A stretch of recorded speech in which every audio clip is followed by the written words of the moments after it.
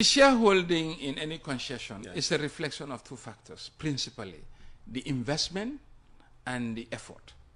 When you concessionaire... How much is Albayrak's investment? I mean, when the Senegambia Bridge was going to Africa 50, we heard 100. Yes. And 100 never shifted. Yes. All right? Yes. What's Albayrak brought to the table? Well, Albayrak is not as straightforward as Senegambia Bridge because it is linked to the development of a large infrastructure that is the deep sea port in Sanyang. So you will see the revenue sharing as well as the period is all influenced by the capital investment the investor would put in to develop the deep sea port in Sanyang. That's why that ratio was realized. So in return, what you are getting from the Albayrak transaction is 20% of the current revenue at the ports. In addition, at the end of the concession period, you will have a fully developed port built under the concession by Albayrak. That is why you have a 30-year concession period and a larger share of the revenue. And simply, you can, how much would it have cost you to build a deep sea port on your own if you were government? That is the foregone revenue that you have ceded to Albayrak for them to get the 80%. Was this ever calculated, how much it would have cost government to... Of course, this is how this, I think... And what's that figure?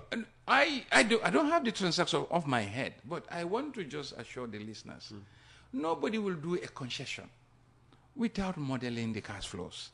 And I have heard in this place that, oh, if government does not know how to negotiate these contracts or this concession, let us ask.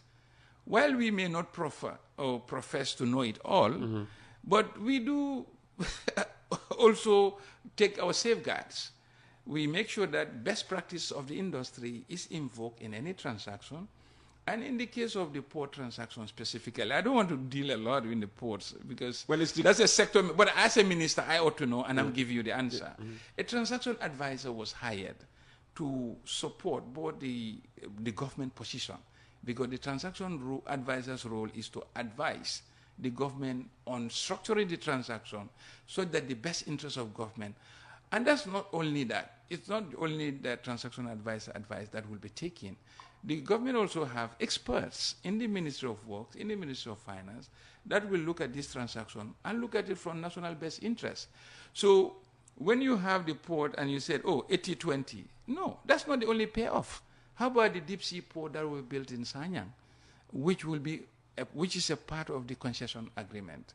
So not only are you getting 20% of the current revenue, but also you're going to get a fully developed infrastructure of a deep sea port in Sanyang. And these are all enshrined in the contract. So to assume that, you have novices who have no idea or no capability we are not just resting on our laurels and assuming we know it all, but we are also procuring expert advice from the market to ensure that this type of transaction that we go into are well structured for the best interest of the country.